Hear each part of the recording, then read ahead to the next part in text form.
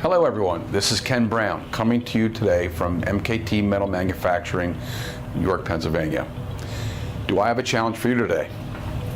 Beginning July 2nd, MKT will be receiving donations and registering people to help with our fundraiser in September. That would be September the 28th. We call it our Shoot for Shriners. What it is, it's an event to help sponsor the Shriners Children's Hospital of Philadelphia, PA. The Shriners Hospitals for Children is a wonderful network of 22 nonprofit facilities located throughout the U.S. They specialize in orthopedics, burn care, spinal cord injury, and cleft lip and palate. These facilities are remarkable in that no child is refused based on the family's ability to pay.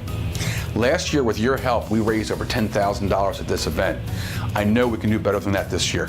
Our goal this year is to raise $12,000. So here's my challenge to you.